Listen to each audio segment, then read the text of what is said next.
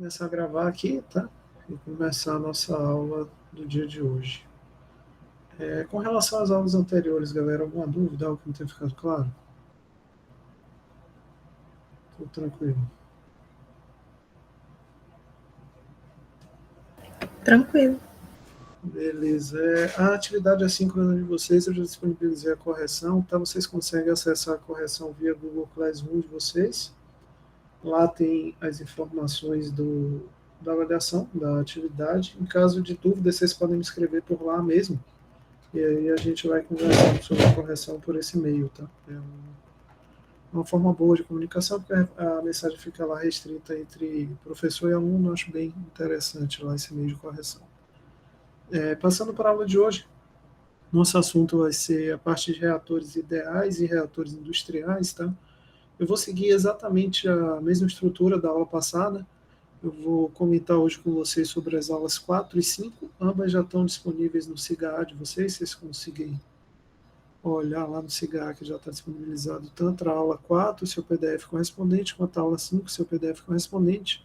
E ainda adicionei essa semana a parte de introdução ao MATLAB. Aqui tem 2 vídeos, um vídeo bem introdutório para quem nunca viu MATLAB na vida. Se você já usou MATLAB alguma vez, você não precisa olhar esse vídeo aqui, tá? O que a gente vai usar efetivamente na disciplina é essa parte aqui de resolução de equações diferenciais, sistemas de equações diferenciais, que está no segundo vídeo. Eu adiciono eles logo após a aula de apresentação da disciplina, porque são aulas que a gente vai usar ao longo de toda a nossa disciplina.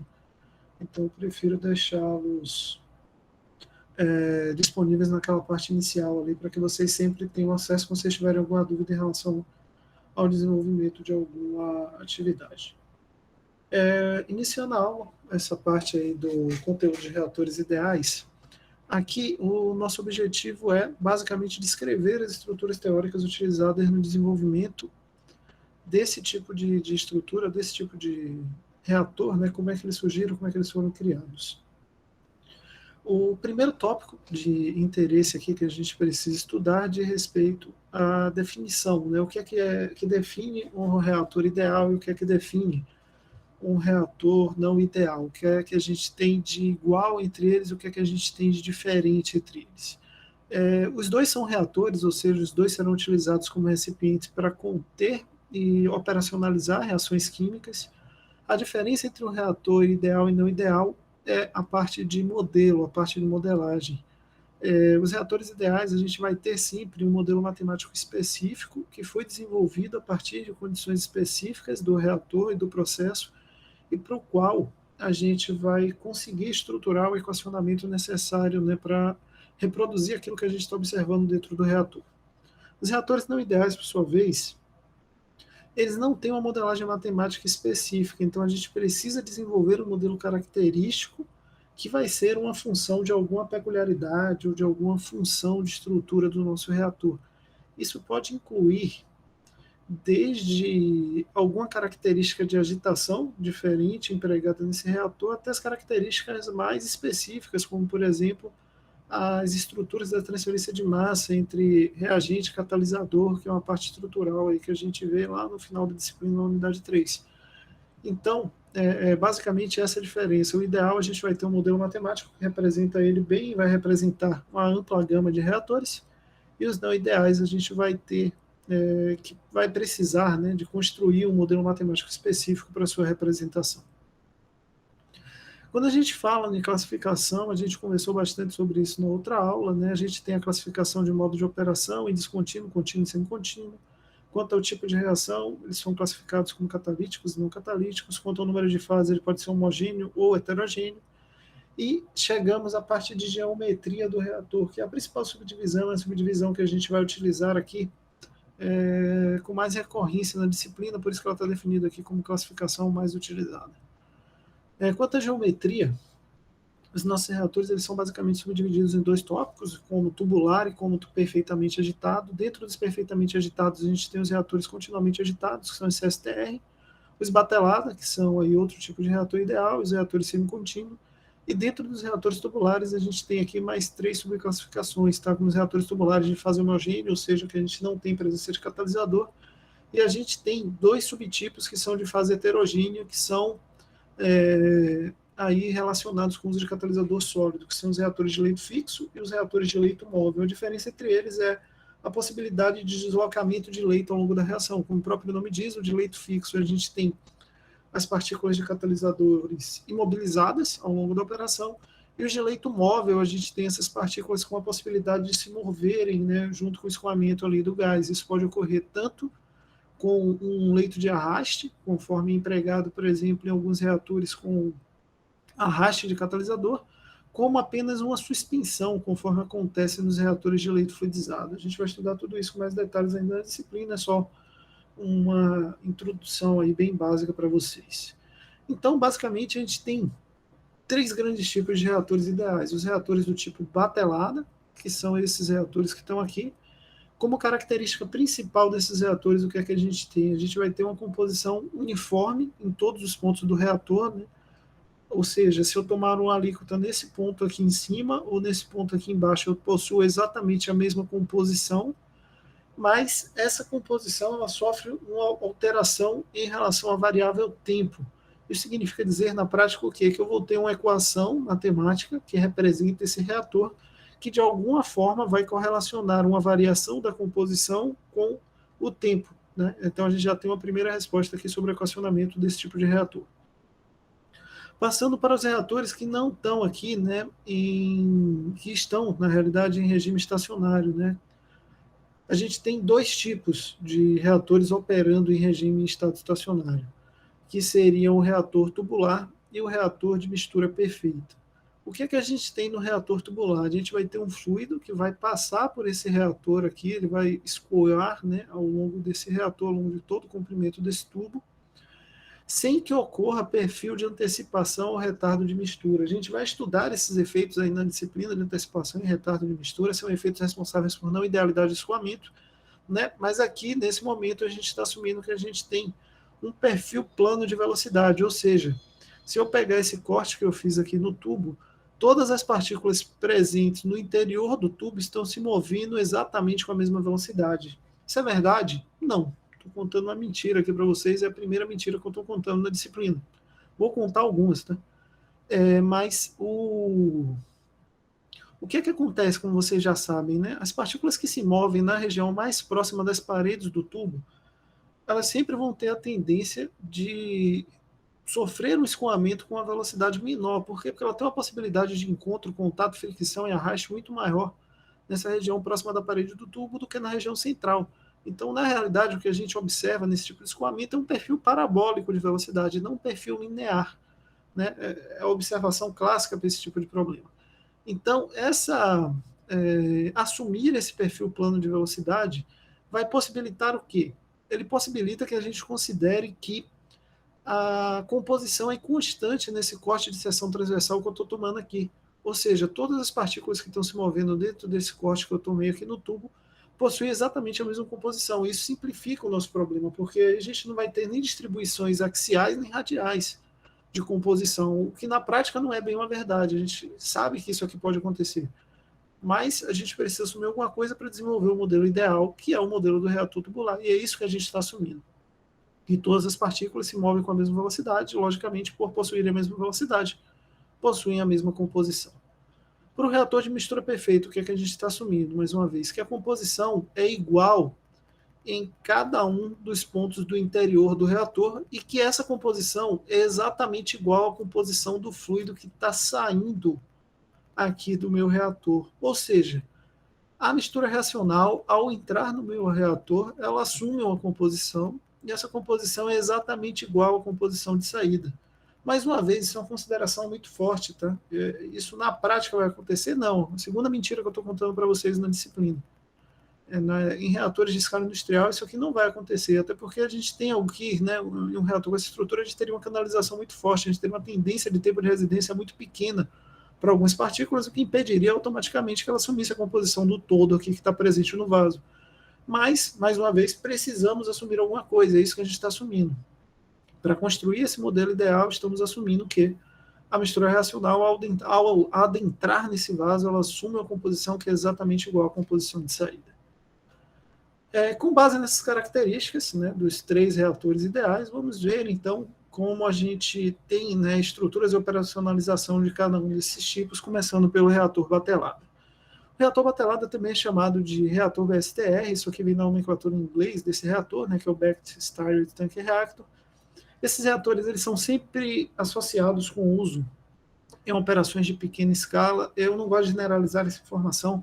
Se vocês já tiveram a oportunidade de entrar em qualquer indústria de produção de bebida, vocês viram que os reatores que tem lá para a fermentação do mosto são reatores de grande escala e são reatores batelada. Então, isso aqui não é informação lá tão verdadeira, tá? Mas normalmente eles são reatores utilizados em operações de pequena escala. Também são reatores muito utilizados em teste de novos produtos e em processos não totalmente desenvolvidos. O que é que significa isso? São aí reatores que são utilizados com muita eficiência, por exemplo, na obtenção e caracterização de modelos cinéticos em escala laboratorial. Por quê? Porque o acompanhamento cinético aqui é muito mais facilitado, ele é muito mais simples pela variação no tempo. Então a gente tem aqui os reatores batelada como o principal tipo de reator utilizado aí para a obtenção de modelos cinéticos de reações novas ou não plenamente conhecidas. Outro uso muito comum para esses reatores é na manufatura de produtos caros, como por exemplo fármacos, devido à especificidade, o alto controle que esse tipo de equipamento pode conseguir ao longo do tempo de operação. Outra característica é no uso aí em processos que são difíceis de se converter em operações contínuas. É muito óbvio que a indústria vai ter uma preferência, né, pelo uso ali, pela operacionalização contínua, porque isso não gera descontinuidade ao longo do seu processo. Só que nem sempre isso é possível de ser conseguido em algumas operações. Algumas operações dependem da operação embatelada, né? Os próprios processos fermentativos são processos que dependem desse tempo de batelada, né? Por conta, claro, da presença ali de micro-organismos vivos que dependem de estruturas e operações muito específicas, de condições, por exemplo, muito específicas de temperatura para que a fermentação atinja o seu determinado grau de conversão. E por depender muito de características e fatores externos, são processos difíceis de converter aí em operações contínuas e por isso a gente depende aí desse uso em batelada. Então esses aqui são os 4 principais, né, usos que a gente encontra para esse tipo de reator na indústria química. Quais são as vantagens desses reatores, né? O que é que a gente tem como vantagem quando a gente operacionaliza um processo em batelada? Basicamente, alta conversão, com a permanência desse reagente em longos tempos no reator, e a principal desvantagem que a gente tem é o alto custo por unidade de volume utilizado nessa produção, tá? E isso é um dos dificultadores de uso desse equipamento em operações aí de grande escala, tá? O alto custo de produção normalmente está associado até com alto custo de investimento. Por quê? Porque normalmente para evitar essa descontinuidade de processo, né, entre tempo de carga e descarga de reator, as indústrias optam por possuir mais de um reator. Então, o investimento de capital necessário para isso é muito grande. Ou seja, você vai ter que comprar um reator e outro reator. Para quê? Para que enquanto um está sendo carregado ali, o outro está no tempo de reação, para que efetivamente você nunca pare o processo. Né? O parar o processo não é muito aceitável. Então, normalmente, os custos associados com investimento de capital em uso de sistemas de reator batelado são muito altos. E também eles são complicados de produção em larga escala, justamente por conta desse fator que eu acabei de comentar com vocês aí da operacionalização do processo. O que é que a gente tem mais de características para esses reatores? Primeiro, sempre os reagentes vão ser adicionados no início da operação, né? É muito similar ao que a gente faz em casa quando a gente vai cozinhar algum produto. A gente vai lá, faz a carga dos alimentos numa panela, por exemplo, a gente está fazendo a carga dos reagentes, né? Muito similar ao que a gente tem na indústria para operação desse tipo de reator. Você vai fazer a carga de reagentes, isso é o começo do seu processo. Você vai fechar o seu reator, vai conduzir o sistema de agitação, o aquecimento, tudo que seja necessário para a condução da sua reação durante um determinado tempo, acompanhando claramente por alíquotas, né, ou da sua mistura reacional, até que um determinado grau de conversão seja atingido no seu reator. Então, por exemplo, eu quero conduzir a minha reação até uma conversão de 80% a 90%. Você vai acompanhar essa reação até que esse tempo seja atingido. Aqui é importante comentar que essa operação ocorre em regime transiente, ou seja, a gente tem variabilidade da composição ao longo do tempo, isso é o que caracteriza esse tipo de reator. E a composição química dos reagentes vai variar ao longo da reação, né, sendo que normalmente ela vai se estabilizar ao final do processo. Essa estabilidade ela pode ocorrer por conta de dois efeitos, basicamente. O primeiro efeito que a gente está aqui interessado é o efeito da conversão global de reagente, ou seja, atingimos a conversão de 100% de reagente, acabou o reagente, então ela vai estabilizar porque todo o reagente foi consumido. Ou a gente pode ter uma estabilidade no final do processo associada, por exemplo, com a característica do perfil de equilíbrio químico daquela reação, ou seja, o equilíbrio químico da reação foi atingido. Esse equilíbrio químico pode estar, por exemplo, em 80% de conversão de reagente ou em 60% de conversão do reagente. Mas a termodinâmica impede que mais reagente seja consumido naquela condição de temperatura que está sendo entregada. Então a gente tem aqui uma estabilidade que pode ser originada tanto por efeitos de consumo de 100% de reagente, tanto por características termodinâmicas da reação dada pelo seu equilíbrio químico. Os principais exemplos de processo que a gente tem, como eu disse, os fármacos são muito comuns de serem processados em reatores batelada pelo autocontrole específico que a gente tem.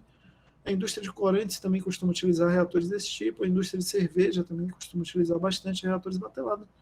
Esses aí são alguns dos principais exemplos de processo. Como algumas características adicionais, principalmente o uso de agitação mecânica, né? Sempre quando a gente fala em reator batelado, a gente está falando em um reator que tem um sistema de agitação, um sistema de impelidor aqui com alta potência de agitação. Normalmente, os reagentes, como eu falei, são adicionados no início do processo, são misturados, aquecidos, reagem. Após o tempo de reação, a gente descarrega os produtos, ou seja, obtemos os produtos com a conversão desejada. E como estamos considerando idealidade de escoamento dentro desse vaso, o que a gente está assumindo é que todos os pontos no interior do reator possuem exatamente a mesma temperatura e a mesma composição, ou seja, o ponto desse elemento aqui central, ele está na mesma temperatura desse ponto aqui, que está mais próximo da parede do seu reator. A gente sabe que isso é uma mentira, tá? Não tem como isso acontecer numa operação industrial, principalmente quando a gente vai aumentando o tamanho desse equipamento. Né? A gente normalmente vai ter temperaturas maiores na região mais central por conta da distância que a gente tem da região central em relação à região próxima aqui da camisa de refrigeração, que normalmente está na porção externa do seu reator. Mas aqui, na disciplina, nesse ponto, nesse momento, estamos assumindo que essa temperatura é uniforme dentro do seu equipamento. Dando um passo a mais do reator batelada, vou comentar com vocês sobre o reator semi-batelada. O que é que um reator semibatelada tem de característica? Ele é um reator que tem carga de reagente no começo da reação, nesse caso aqui representado pelo reagente A, mas após a reação ser iniciada, a gente continua adicionando continuamente outro composto no reator ou retirando continuamente algum outro composto do reator. Essa adição pode ser de algum reagente, nesse caso aqui estou considerando a adição de um reagente B, como a gente pode ainda remover produto ao longo da reação. E aqui a gente entra em aspectos muito interessantes de intensificação de processo. Por exemplo, eu consigo, em um equipamento conhecido como coluna de destilação reativa, que é um reator junto com um equipamento de separação, ou seja, um processo intensificado, remover produtos simultaneamente à medida que a reação acontece. Isso tem inúmeras finalidades, como, por exemplo, deslocar o equilíbrio químico no sentido de formação de mais produto. Então, se eu estiver lá operando uma reação que tem um equilíbrio químico que limita o meu processo a 80% de conversão, se eu estou removendo o produto, eu consigo aumentar essa eficiência, eu consigo passar dos 80% que a termodinâmica me diz que é a limitação. E tudo isso é feito em um processo desse tipo aqui, né? Um processo semi-batelado ou semi-contínuo, conforme queiram chamar. As vantagens desse processo. A principal vantagem que ele agrega para a gente é o bom controle de temperatura, especificamente falando quando a gente opera aí reações altamente exotérmicas. O que é que acontece? Imaginem que eu tenho aqui uma reação do tipo A mais B forma C, é uma reação muito exotérmica que ocorre com alta liberação de calor. Se eu colocar todo B em contato com todo A instantaneamente, eu vou liberar uma quantidade muito grande de calor. Mas se eu coloco um pouco de B, uma quantidade de A, eu vou conseguindo controlar a quantidade de calor liberada de forma muito mais efetiva. Eu preciso de uma camisa muito menos robusta para fazer esse controle. Então, é por isso que esse reator é dito como sendo um reator de bom controle de temperatura. Aqui a gente tem outro efeito muito interessante, que é a capacidade de minimizar reações indesejáveis. A gente vai discutir e voltar a conversar sobre isso, especificamente quando a gente for fazer e construir o tratamento matemático dos reatores semi-batelada. mas isso acontece por conta da baixa concentração de um dos reagentes. Imagine que eu tenho um processo do tipo A mais B forma C, e outro processo onde A reage com B para formar D, só que eu estou interessado apenas em C. Né? Por conta da estruturação matemática e da característica cinética desses reatores, que é o que a gente vai estudar lá na frente com o nome de seletividade instantânea, eu consigo controlar, por meio da adição de um desses componentes ao outro, a tendência de formação do produto desejado. Tá? Isso é possível de acordo com as características cinéticas das reações envolvidas. Então, reatores semibatelados também são reatores bastante utilizados nesse tipo de situação. Os semibatelados também são bastante utilizados em reações em sistemas bifásicos, principalmente quando a gente tem gás borbulhando em líquido. Né? A gente vai fazer a carga do líquido no reator e vai borbulhar o gás aqui pela porção inferior. É uma reação bastante comum. Como desvantagem, o que é que a gente tem? Tudo aquilo que a gente comentou de desvantagem no reator batelado se aplica aqui exatamente igual, com a adição de que, normalmente, o processo em semibatelado é um pouco mais complicado dentro da característica hidrodinâmica. Como característica operacional de operacionalização, o que é que a gente tem? A gente tem necessariamente uma variação da composição da massa reagente, isso acontece porque eu estou adicionando volume, se eu adiciono volume, eu modifico a estrutura daquilo que está aqui dentro em termos de concentração. Eu tenho uma variabilidade de volume ao longo do tempo que precisa ser acompanhada, isso modifica a estrutura da equação. A equação do semibatelado, obviamente, é diferente da do batelado por conta dessa adição de reagente. A gente pode adicionar tanto reagente como inerte. Alguns processos adicionam inerte, por exemplo, para atuar no efeito de diluição ao longo do processo, uma característica comum. Algumas vezes esse inerte é adicionado por conta de efeitos adicionais, né? A gente não tem esse controle, mas a gente acaba adicionando inerte. Um exemplo clássico são reações de oxidação conduzida aí em reatores, né, com o uso de ar como agente oxidante, e aí você está adicionando ar, só que o ar automaticamente é uma mistura composta por nitrogênio e oxigênio.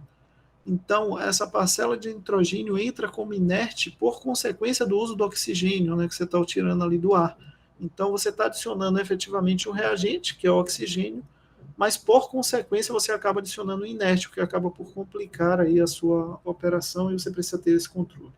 Outra característica de semibatelado é que você pode fazer a retirada de produto e não adição de reagente, conforme eu acabei de exemplificar para vocês, com a coluna de destilação reativa. Essa carga ela pode ser adicionada ou retirada parcialmente, isso pode ocorrer em intervalos de tempos pré-determinados, isso é muito comum, por exemplo, em bioreatores, quando a gente trabalha com as tão famosas bateladas alimentadas, né, onde a gente vai adicionando cargas de, por exemplo, glicose no reator. Isso serve, por exemplo, para evitar aqueles efeitos de inibição por substrato, que são muito comuns em bioprocessos, e aí, mais uma vez, um tipo de reator semibatelado. E conforme eu falei, seu principal uso está em reações altamente exotérmicas, porque assim você consegue manter um controle muito bom da temperatura de reação por conta da adição continuada ali de um dos reagentes. Saindo dos reatores aí batelado e semibatelado, vamos passar para os reatores contínuos. Dentro dos reatores contínuos, a gente vai operar em regime estacionário, isso significa dizer que teremos composição constante no mesmo ponto, ou seja, se eu pegar esse ponto aqui no reator, eu vou ter sempre a mesma composição, e se eu pegar aqui um corte, uma seção transversal e pegar aqui alíquotas nesse ponto sempre, a teoria me diz que eu vou ter sempre a mesma composição, e esses reatores eles são bastante aplicados na indústria química, tá? Em diferentes processos, como, por exemplo, produção de amônia, proteção de acetona, produção de metanol, a gente tem vários processos que utilizam dessa tecnologia. Dentro desses reatores a gente tem dois tipos, que eu já comentei com vocês, os reatores continuamente agitados, ou CSTR, e os reatores pistonados, ou reatores do tipo PFR. Eu vou começar conversando com vocês sobre os reatores continuamente agitados, CSTR. Os reatores do tipo CSTR normalmente são utilizados na indústria para promover a produção contínua em processos que operacionalizam aí líquidos, misturas líquidas, e que dependem de agitação intensiva, né, para se fazerem reais, para acontecer. Eles são reatores do tipo tanque, ou seja, eles vão ter um sistema aqui de impelidor promovendo agitação. A gente pode usar aqui um reator apenas ou vários reatores associados, que é o que é conhecido como cascata de reatores CSTR, tá? eles são reportados na literatura como sendo reatores fáceis de controlar a temperatura. Eu sempre peço cuidado com essa afirmação, porque todas as características de controle de temperatura que a gente tem aí dificultadas em reatores batelada, elas acabam por acontecer aqui também, porque a estrutura física desses reatores é similar à de um reator batelado, se vocês observarem. O que é dito como fácil de controlar a temperatura é por quê? Porque normalmente esses reatores eles costumam ser usados como associações, e isso diminui o volume desses reatores total, né? Você vai estar trabalhando com volumes menores porque ele está associado ali em vários reatores em série. Tá? Então, a extensão de reação que acontece aqui é menor, então, operando com a reação exotérmica, a quantidade de calor liberada é menor, porque a extensão de reação é menor. E isso acaba por ocasionar uma menor liberação de calor, que facilita o controle de temperatura, mas isso não quer dizer que o controle de temperatura no reator seja fácil. Tá? Ele não é fácil, só que por operacionalizar extensões menores, é dito que ele tem um controle de temperatura mais simples. Mas todas aquelas características de controle de temperatura ali complexa que a gente tem nos reatores batelada, também teremos aqui necessariamente, porque a estrutura é basicamente a mesma. Desvantagem do que a gente tem? A gente tem baixas conversões de reagente por unidade de volume comparadas aí com outro tipo de reator contínuo, que é o reator tubular. E isso acarreta em uma outra desvantagem, que é, para que eu atinja altas conversões nesse tipo de reator, eu vou precisar de reatores ou de dimensões muito grandes ou de muitos reatores associados em série, né, que é o que a gente chama de cascata de reatores. A gente vai comentar sobre isso quando a gente estiver falando sobre os reatores CSTR. Características de operacionalização. Os reagentes são alimentados continuamente ao longo do reator, os produtos também são retirados à medida ali simultaneamente, ou seja, a gente tem entrada e retirada simultânea, e a composição da mistura reacional vai se manter constante em todos os pontos do reator. Essa aí é a principal consideração matemática que vamos usar no desenvolvimento do modelo matemático específico para esse reator. Conforme eu falei para vocês, ele é um tanque agitado, tá, que tem escoamento contínuo e não tem acúmulo de reagente ou produtos. Essa é a sua principal característica de operação. E como considerações importantes, a gente tem a composição constante dentro do reator, a composição da saída ser igual à composição do interior do vaso, e a taxa de reação ser exatamente a mesma em todos os pontos do reator. Conforme eu falei, isso aqui é mentira, não tem como isso aqui ser atingido em um reator industrial. O máximo que a gente consegue é se aproximar dessa condição, e isso aqui também é uma mentira, tá? A gente tem uma tendência de ter um gradiente de temperatura com temperaturas mais altas próximo da região central. Isso aqui automaticamente já inviabiliza essa informação de termos a mesma taxa em todos os pontos, tá? A gente muito dificilmente vai conseguir atingir isso aqui em condições industriais. Mas conforme eu falei, precisamos de abstrações e de simplificações para conseguir construir um modelo que a gente vai fazer no nosso próximo encontro. Passando para outro tipo de reator contínuo, que são os reatores do tipo tubular. O que é que a gente tem para esses reatores? A primeira afirmação que a gente normalmente encontra é a sua facilidade de manutenção. Isso está associado, né, com a sua constituição física, né? Normalmente esses reatores possuem diferentes partes móveis, muito similar ao que vocês estão vendo aqui nessas figuras. São vários tubos, esses tubos se interconectam aqui por sistemas de conexão entre eles, mas se um tubo desse tiver algum problema de operação, como por exemplo um entupimento de um catalisador no leito, eu consigo remover esse tubo, substituir por outro tubo idêntico e fazer a manutenção desse tubo que foi removido. Eu já tenho vários desses tubos. Então é fácil fazer a manutenção nesse tipo de equipamento, porque eles possuem ali várias partes móveis que são interconectadas. Eles são associados por produzirem maiores conversões que o reator do tipo tanque. E aqui eu peço cuidado, porque essa comparação muitas vezes ela é um pouco injusta. Isso acontece, claro, pela característica das reações que estão sendo conduzidas em cada um desses reatores. Os reatores do tipo tanque, eles têm a tendência de operacionalizar reações em fase líquida, que normalmente têm maiores dificuldades de colisão entre moléculas devido à maior característica de arraste que as partículas têm nesse estado da matéria. Pelo contrário, os reatores do tipo PFR eles são associados com reações em fase gasosa, que são moléculas cineticamente mais favoráveis ali a colidirem efetivamente e reagirem. Então, cuidado com essa informação, tá? Eles são mais rápidos, eles conduzem melhor a reação, eles produzem maiores conversões?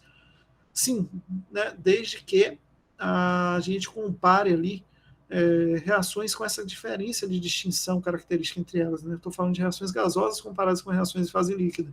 mas comparando aí reações idênticas conduzidas em ambos, a diferença não é lá tão grande assim. Então, cuidado com esse tipo de informação, né? A conversão por unidade de volume é maior aqui? Mas essencialmente falando, algumas reações que a gente calcula aqui, elas são impossíveis de serem conduzidas aqui, pela característica essencial que a gente tem da reação. Se eu colocar aqui, por exemplo, um líquido viscoso para reagir, ele não vai reagir em um reator tubular, eu não consigo conduzir essa reação. Por quê? Porque ele precisa da agitação intensa e aqui eu não tenho essa agitação. Então, efetivamente, ele tem as suas complicações também, tá? E, claro, o principal fator de característica para a condução da reação são as suas especificidades, as suas peculiaridades características, né? Então, cuidado com essas afirmações de livro, nem sempre isso aqui é tão verdade assim. Para esse tipo de operação industrial, a gente pode ter ou um único tubo muito comprido ou vários tubos que são interconectados. Tá? Isso aqui é o que facilita essa característica de manutenção, né? O que traz esse perfil aqui de fácil manutenção do ponto 1. A principal desvantagem associada com esse tipo de reator é o controle de temperatura complicado, ou seja, a formação de hotspots. A gente estuda isso aqui com mais detalhes na segunda unidade da disciplina. Mas o que a gente observa na prática é que a gente tem um perfil de aumento de temperatura na porção inicial desses reatores, por conta da reação ocorrer rapidamente nesses reatores, né? Então, a gente tem um ponto de máxima liberação na região próxima da entrada do reator. Nessa região, a sua camisa vai se mostrar ineficiente em remover todo o calor liberado pela reação, o que torna o processo difícil de ser conduzido e acontecer. Quando a gente fala ainda de reatores do tipo tubular, a gente automaticamente entra nos reatores do tipo leito fixo. Eles são reatores tubulares, mas dentro da sua construção, eles vão possuir partículas sólidas em sua estrutura e sua composição. Essas partículas sólidas são as partículas de catalisadores, tá? Esses reatores, eles apresentam todas as desvantagens e vantagens que a gente viu no reator tubular, só que ele tem algumas características associadas a ele que a gente vai discutir daqui a pouco, quando a gente entrar aqui na aula 5, tá? O que é que a gente tem aqui para o reator tubular? Essencialmente isso que a gente está vendo aqui nessa equação, nesse diagrama aqui que a gente está vendo representativo, tá? A gente vai ter uma alimentação com a concentração inicial, essa concentração diminui à medida que eu percorro o comprimento do meu reator, e se eu acompanhar a temperatura, eu tenho um pico de temperatura na porção inicial, conforme eu falei. Aqui estão as maiores taxas, a minha camisa não é ainda suficientemente capaz de remover todo o calor gerado pela reação. A partir desse ponto, a quantidade de calor gerado e de calor retirado pela camisa começam a se equivaler. Então, a minha camisa passa a ser capaz de retirar mais calor do que a minha reação gera, minha temperatura volta a diminuir até que eu atinja a temperatura da camisa, que estabilize a minha reação. Então, eu vou ter uma variação da composição aqui à medida que eu percorro o meu reator, e automaticamente eu também tenho uma variação da temperatura à medida que eu percorro o meu reator. Nesse ponto da disciplina, é muito importante vocês terem em mente que a gente vai estar considerando que a minha camisa é capaz de deixar a temperatura desse reator uniforme ao longo de todos os pontos, ou seja, eu estaria aqui observando um perfil linear de temperatura, ou seja, a temperatura seria igual em todos os pontos. Na prática, isso é mais uma mentira que eu estou contando para vocês. A gente não consegue muito manter essa temperatura uniforme, né? Eu tenho um pico de temperatura, o que eu consigo fazer é diminuir a amplitude desse pico, mas normalmente ele vai acontecer. É muito raro que eu consiga um reator tubular que não tenha esse perfil de aumento de temperatura na porção inicial. Conforme eu falei, ele é denominado também de reator de escoamento pistonado por conta daquele perfil plano de velocidade que estamos considerando. É um reator que normalmente é utilizado para a condução de fases gasosas, por não possuir em sua estrutura um sistema de agitação. Ele é um tubo vazio, um tubo recheado pelo qual a gente vai passar aí a nossa mistura reacional. Ele é encontrado na forma de um tubo longo, né, quando a gente tem ali um reator com uma única estrutura, né? Mas ele também é muito comum de ser reportado por possuir vários tubos pequenos, né, vários tubos menores em sua constituição. Isso aqui é o que a gente considera como reator do tipo multitubular. O nosso resumo aqui, então, né, das características e diferenças, o que a gente viu na aula de hoje foram os reatores do tipo batelada, CSTR tubular. A gente viu que o reator batelada apresenta uma variação da concentração ao longo do tempo, mas não temos variação da concentração ao longo do espaço, ou seja, a composição em cada um dos pontos aqui no interior do reator batelada é igual, só que ele varia essa composição ao longo do tempo. Os reatores CSTR e tubular, a gente viu que a gente não tem variação ao longo do tempo, ou seja, se eu tomar uma seção transversal aqui, vou pegar uma alíquota nesse ponto aqui, né? Eu sempre vou ter exatamente a mesma composição em qualquer intervalo de tempo que eu fizer essa análise, mas no reator do tipo tubular, eu vou ter uma variação com a posição, ou seja, a minha composição nesse ponto é diferente da minha composição nesse ponto. E no reator CSTR também não tem essa variação, ele não varia nem com a posição, nem com o tempo, ou seja, sempre a composição vai ser uniforme dentro desse tipo de reator. Então, essas são as principais características dos reatores ideais, galera, que a gente vai estudar aqui na disciplina. Tem algo que vocês gostariam de questionar em relação a esses reatores, algo que não tenha ficado claro, em relação a esse conteúdo da aula 4?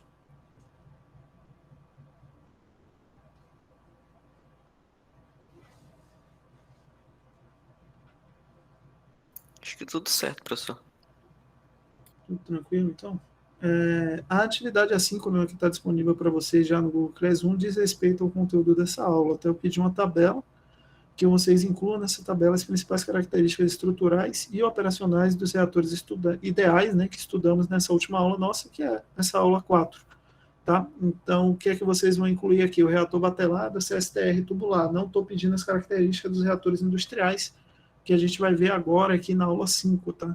Nessa aula 5 eu vou fazer exatamente o que fizemos na semana passada, que é adiantá-la. Esse seria o nosso encontro síncrono da quarta-feira. Eu vou fazê-lo agora para que vocês tenham aula de quarta para desenvolver a atividade assíncrona. Tá? Como essas aulas iniciais elas têm uma densidade menor de conteúdo, a gente consegue fazer isso sem maiores problemas. Então, essa é a nossa atividade assíncrona. O que é que eu estou pedindo aqui nessa tabela? O reator batelada, o reator CSTR e o reator tubular. Tá? A gente vai continuar nossa aula vendo aqui a operacionalização de reatores industriais, vendo um reator de leito fixo, um reator de leito fluidizado, mas não é o objetivo que vocês incluam eles aqui nessa tabela. Data de entrega dessa atividade, dia 27/4, na próxima quarta, até o final da nossa aula, que é até o meio-dia. O tamanho está aqui descrito, todas as informações estão aqui descritas. Tá? Então, essa é a nossa atividade assíncrona, que é relacionada aqui com o conteúdo dessa aula 4. Passando, então, para a aula 5. Aqui, conforme eu falei com vocês, eu gosto sempre de trazer essa parte adicional, né, para o nosso conteúdo. O que é que seria essa parte adicional? Seria uma breve introdução ao comportamento dos reatores industriais para trazer essa diferença, né, que a gente acabou de ver aqui, o que é um reator ideal, para que vocês tenham essa noção clara de que o reator industrial ele tem uma pequena diferenciação, um pequeno distanciamento em relação ao que a gente viu nesse comportamento do reator ideal. Se eu não trago esse conteúdo aqui agora, a gente fica com um gap muito grande na disciplina, porque a gente só volta a discutir isso na unidade 3. Então, vocês vão ficar alienados até a unidade 3, sem saber efetivamente o que é que distancia essa idealidade da indústria. E eu sempre gosto de trazer essa informação aqui já nessa etapa da disciplina, para que vocês já tenham essa ideia. A gente aqui vai ver dois tipos de reatores, basicamente. Tá? São reatores aí com maior aplicabilidade, maior uso industrial. São os reatores do tipo leito fixo e os reatores de leito fluidizado. O que é um reator de leito fixo? Ele é um reator de estrutura muito similar ao que a gente acabou de ver como reator tubular. Né? O nosso meio reacional vai continuar a ser homogêneo, normalmente vai ser gasoso, na grande maioria das aplicações, só que agora o nosso reator ele tem um catalisador em fase sólida empacotado na estrutura do reator. Tá?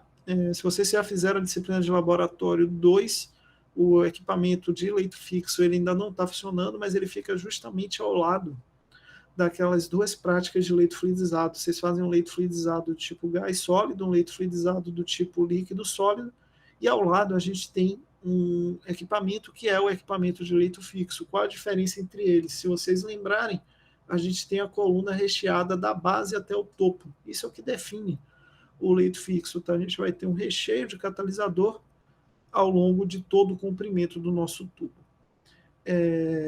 Esse catalisador ele tem uma estrutura sólida, normalmente é um sólido poroso que vai ter ali inúmeras partículas de pequeno tamanho que são depositadas ao longo do nosso tubo. Obviamente, por possuir uma quantidade muito grande de sólido, existe uma tendência muito grande que esse tipo de reator opere com uma queda de pressão muito substancial, né? Ou seja, a quantidade de vazão que eu tenho aqui vai ser muito diferente da quantidade de vazão, né? Pressão aqui na alimentação ela é bastante diferente da pressão aqui na saída por conta de todo esse recheio aqui que atrapalha, né, que dificulta o meu escoamento. Então, a gente tem uma semelhança em relação ao reator tubular em sua estrutura física, mas eu tenho uma discrepância muito grande no que diz respeito a esse recheio de partículas sólidas que alteram a característica de escoamento desse reator. Já o reator de leito fluidizado, ele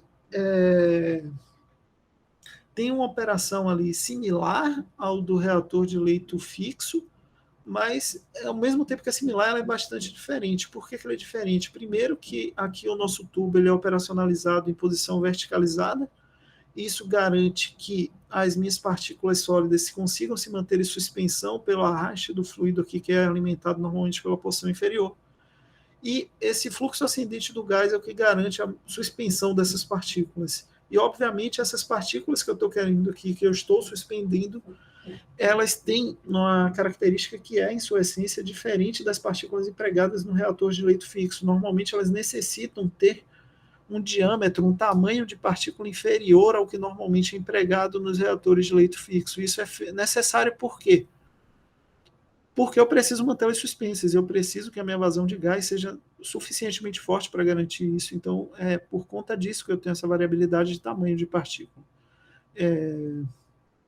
Isso é utilizado por quê, então? Né? Por que eu não uso o leito fixo e o leito fluidizado aí tem se mostrado aí um tipo de reator muito útil e por isso está se tornando um reator mais comum nas indústrias químicas?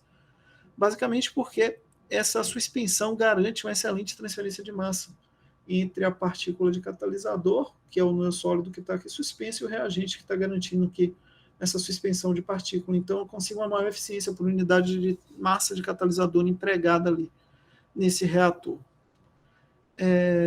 Os reatores batelada, né, industriais, o que é que a gente tem? Normalmente, eles são utilizados em processos de pequena escala, a gente já discutiu isso na aula passada, não vou gastar tempo aqui discutindo isso com vocês, mas eles normalmente vão ter essa estrutura aqui que vocês estão vendo, tá? Onde a gente vai ter uma alimentação pela porção superior do reator, a retirada normalmente é pela porção inferior, ele vai ter aqui uma camisa para introdução do fluido aqui de troca térmica, seja para uma camisa de aquecimento ou de refrigeração, de acordo com a característica da condução e da etapa da minha reação, e eu vou ter um sistema interno aqui, um sistema de agitação normalmente de grande dimensão, um sistema muito robusto. Os reatores semibatelados industriais, né, normalmente a gente tem aqui algum sistema de recuperação, de troca de calor para esses fluidos aqui que estão sendo alimentados, é uma condução comum de integração energética nesse tipo de equipamento. Normalmente eles são utilizados aí para a condução de reatores muito exotérmicas e até por isso a gente tem essa associação aqui para recuperação de calor, né, justamente para aproveitar essa liberação de calor que é intrínseca e característica da reação que está sendo conduzida, conforme também já tinha comentado com vocês. E na indústria, normalmente, os reatores do tipo CSTR, eles vão ter aí como característica principal essa associação, né, ter mais de um reator empregado. Isso vai garantir que a gente tenha um controle de temperatura relativamente simples, porque a extensão de reação é pequena nesse tipo de equipamento. A principal desvantagem é que, normalmente, a gente vai ter uma baixa conversão de reagente por unidade de volume, ou seja, a quantidade de volume que eu uso me resulta em uma conversão baixa no final, e eles são aí associados a precisar de reatores muito grandes para atingir conversões muito grandes. Um dado que eu gostaria de comentar com vocês diz respeito ao custo do equipamento reator químico. Esses dados de custo são muito complicados de conseguir, gente. A gente não encontra isso com grande facilidade na literatura, tá? Até quem pesquisa na área de projetos sofre com essa dificuldade, não é um dado muito fácil de ser encontrado. Os dados que eu estou apresentando aqui para vocês são dados bastante antigos, da edição de 1989 do livro do Fogler, e eles reportam aqui que um reator de aproximadamente 5 galões, que seria ali ao redor de 22 litros, custam ao redor de $27 mil no ano de 1989. Então, observem que são custos muito altos já naquela época. Esses custos, hoje em dia, claramente, são muito maiores. Tá? Por exemplo, um reator aqui de 8 mil galões, que seria mais ou menos o tamanho daqueles tanques de gasolina, né, de posto de gasolina, a gente está falando de investimento em 1989 da ordem de $253 mil. É um investimento muito significativo, são equipamentos muito caros e por isso precisam estar necessariamente muito bem dimensionados. Passando para os reatores do tipo tubular, que são reatores aí com grande aplicabilidade industrial, esse tipo de reator, conforme eu tinha acabado de comentar com vocês, ele normalmente aparece na indústria nesse formato que vocês estão vendo aqui, que é o formato multitubular. Ou seja, a gente vai ter vários tubos pequenos sendo responsáveis pela condução da minha reação. Isso aqui tem uma grande vantagem, que é a facilidade de manutenção associada com esse tipo de operacionalização e equipamento. E a principal desvantagem da operação desse tipo de reator está associada com a ocorrência de pontos quentes aqui na porção inicial do reator, conforme também já comentei com vocês. Entrando em aspectos mais específicos, que é o que eu gostaria efetivamente de comentar aqui com vocês nessa aula, dois reatores que a gente mais vai encontrar lá na indústria, que são os reatores de leito fixo e leito fluidizado. O que é que a gente tem para esses reatores? A primeira coisa é que esses reatores de leito fixo, ele na prática é um reator tubular, no qual você recheou, né, de partículas sólidas, que são as partículas de catalisadores. Em sua essência, né, então, já pela estrutura e pela definição que eu acabei de dar, esses reatores necessariamente são reatores, no mínimo, bifásicos, ou seja, são heterogêneos, onde eu vou ter ali as partículas de reagente e as partículas de catalisador que estão compondo ali o meu sistema.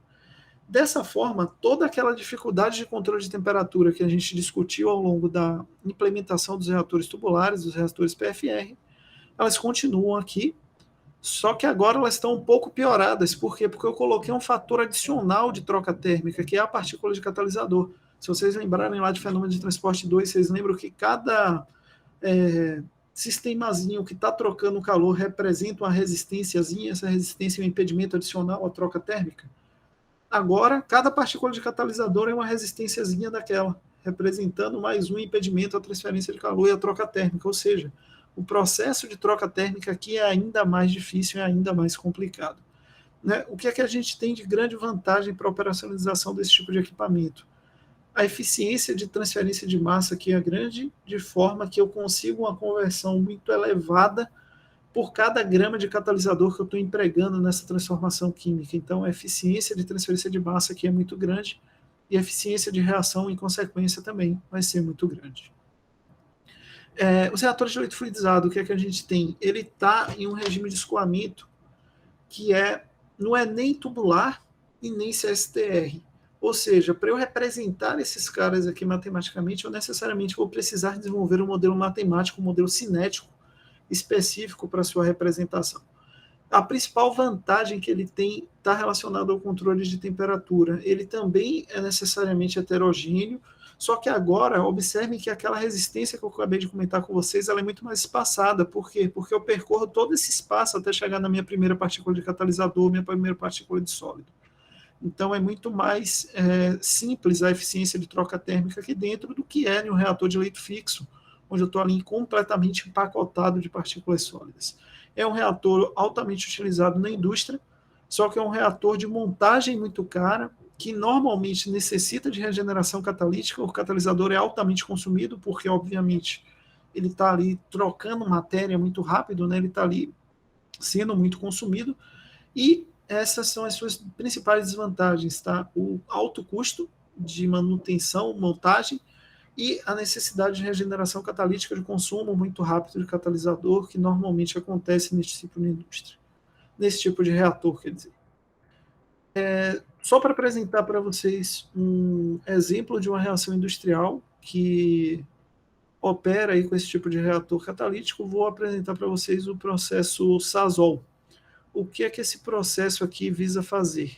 A gente tem uma alimentação, que é uma alimentação composta aqui pelo que é conhecido como gás de síntese. O gás de síntese é uma mistura composta majoritariamente por hidrogênio e monóxido de carbono, mas possui com sua composição aí quantidades menores de metano e dióxido de carbono também. Essa mistura é alimentada em um reator catalítico, normalmente aqui são alimentados em torno de 5 a 9 toneladas aqui de catalisador, e a vazão de alimentação aqui é ao redor de 300 mil metros cúbicos por hora de gás de síntese, tá? Esses tubos aqui, eles normalmente possuem 3,5 metros, né, de diâmetro e possuem aí 38 metros de comprimento. Essa é a dimensão específica do reator empregado nesse processo. O que é que esse reator faz? Ele transforma essa mistura aqui de hidrogênio e monóxido de carbono em combustíveis sintéticos, em hidrocarbonetos. Tá? Aqui a gente tem a faixa de conversão. Observe que a saída aqui eu tenho ao redor de 38% de hidrogênio. Obviamente, se eu estou fazendo hidrocarboneto, eu vou fazer muito metano. Né? Esse hidrogênio, esse monóxido de carbono vai produzir uma quantidade substancial de metano, ou seja, sair de 9% para 35%. Mas eu consigo aqui uma quantidade substancial de hidrocarbonetos, né, ao redor de 11%. Esses hidrocarbonetos podem ser direcionados aqui para processos de adequação e estruturação, para que eu consiga efetivamente chegar no meu combustível sintético, que é a gasolina, que eu estou falando do range entre 6 e 8 carbonos, majoritariamente. A definição desse processo, como é que ele acontece? Normalmente a gente alimenta esse gás de síntese, que também é conhecido como syngas, ali a 240 graus Celsius e 27 atmosfera, em um reator de leito fixo. O reator reportado ele possui 2.050 tubos. Cada um desses tubos tem ao redor de 5 centímetros de diâmetro e 12 metros de comprimento, ou seja, estamos falando ali de algo ao redor de um prédio de 3 andares. Os catalisadores usados aí são normalmente de ferro e normalmente a gente está usando ali sílica, né, para absorver essa partícula de ferro do catalisador. E 50% de conversão normalmente é o que é reportado aqui para esses reagentes nesse reator.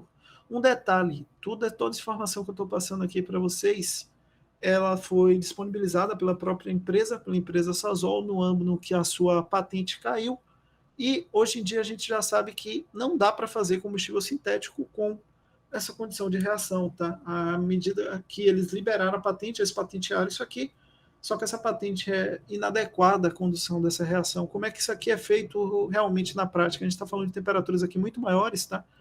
O dobro disso aqui para boa parte das aplicações é o que é reportado. Pressão, às vezes a gente está falando de pressões ao redor de 150 a 130 atmosferas, também é muito maior do que o que está aqui reportado. Esses catalisadores que estão aqui reportados como sendo de ferro também não são de ferro, normalmente eles são bimetálicos de ferro, cobalto, né? Então, só para vocês terem uma ideia de que nem sempre o que a gente encontra lá disponibilizado em patente, em livro, é exatamente a verdade, tá? O processo Sasol é um dos grandes exemplos disso. Na prática, o que a Sasol conduz para ter relevância financeira dentro desse processo aqui, que é conhecido como processo de síntese Fischer-Tropsch, é muito distante do que ela disponibilizou lá na sua patente quando da quebra da patente. Isso, claro, é um segredo industrial, né? Então, eles precisam proteger para que eles consigam aí manter a relevância de mercado. Tem outras inúmeras empresas aí grandes interessadas em adentrar nesse ramo, em adentrar nesse processo. Ela precisa proteger essa tecnologia industrial dela. Em relação à aula 5, era basicamente isso. Aqui a ideia maior é trazer para vocês essas diferenças, essas estruturas, esses tamanhos, né, dos equipamentos industriais, para que vocês já tenham essa noção nesse momento aqui da disciplina. Com relação a essa aula aqui, a aula 5, galera, algo que não tenha ficado claro, alguma dúvida, algo que vocês queiram questionar?